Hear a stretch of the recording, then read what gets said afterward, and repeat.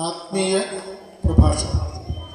വളരെ മനോഹരമായ കഥയാണ് ആത്മീയ പ്രഭാഷണം.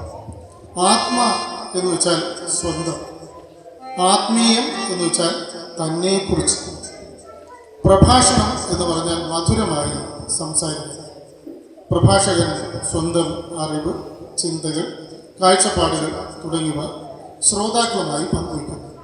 ശ്രോതാക്കൾ അവയൊക്കെ സ്വയം വിലയിരുത്തുകയും പുത്തൻ അറിവുകൾ പഠിച്ച് ശരിയോ തെറ്റോ എന്ന് ഉറപ്പുവരുത്തി സ്വന്തമായും നാട്ടിലും ദേശത്തും രാജ്യത്തും വിനിയോഗിക്കപ്പെടുമ്പോഴാണ് ആത്മീയ പ്രഭാഷണം അർത്ഥവത്താകുന്നത്. ആത്മീയ പ്രഭാഷണവുമായി ബന്ധപ്പെട്ട് പ്രഭാഷകനും ശ്രോതാവും പാലിക്കേണ്ട ചില കടമകളുണ്ട്. ഒന്ന്, നിഷ്പക്ഷതയാണ്. ഒന്നിലോടും ഒരു ചായവും ഇല്ലായ്മ. അതാണ് ആത്മീയ പ്രഭാഷകന് ഒന്നാമതായി വേണം. രണ്ടാമത്, സാമൂഹിക പ്രതിബദ്ധത. പ്രഭാഷകനും ശ്രോതാവും നിഷ്പക്ഷമതികളായിരിക്കണം. അത് നമ്മുടെ ഗണപതി ഭഗവാനെ പോലെ വലിയ ചെവിയാണ്, എല്ലാം സ്വീകരിക്കുന്നു. വലിയ തുമ്പി, എല്ലാ നന്മതിന്മകളും സ്വീകരിക്കുന്നു. സൂക്ഷ്മമായിട്ടുള്ള നേത്രങ്ങളാണ്, വളരെ സൂക്ഷിച്ചും കണ്ടുമാണ് അദ്ദേഹം എല്ലാ കാര്യങ്ങളും ചെയ്യുന്നത്. അങ്ങനെ നന്മ തിന്മകൾ അദ്ദേഹത്തിൻ്റെ വലിയ കുടവയറിൽ കിടന്ന് ദഹിച്ച് നന്മകൾ അദ്ദേഹം എടുക്കുകയും തിന്മകളെ കളയുകയും ചെയ്യും. അപ്പോഴാണ് നമ്മുടെ മുന്നിൽ ആ നന്മയുടെ മോദകം പ്രത്യക്ഷപ്പെടുന്നത്. അത് നമ്മുടെ നിത്യജീവിതത്തിൽ നമ്മളെ വളരെയേറെ നന്നായി നയിക്കുന്നു.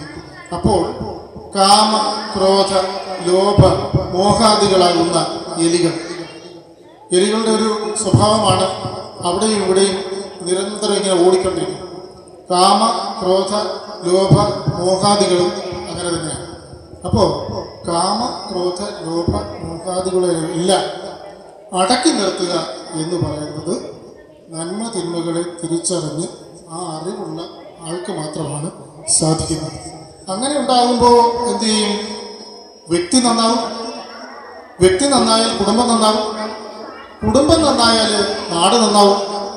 നാട് നന്നായാലോ ഈ രാജ്യം നന്നാവും. ഭാരതം, നമ്മുടെ ഭാരതം, അത് നന്നാവും. ഭാരതം ഒരു പൂങ്കാവനമായി തീരും.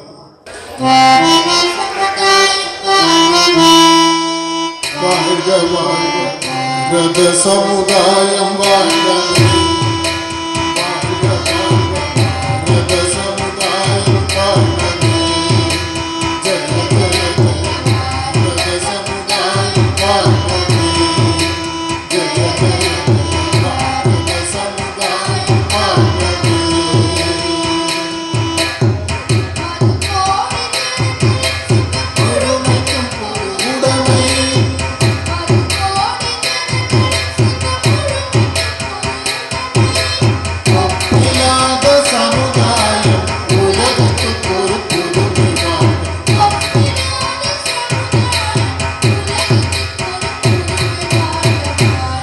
സമുദായ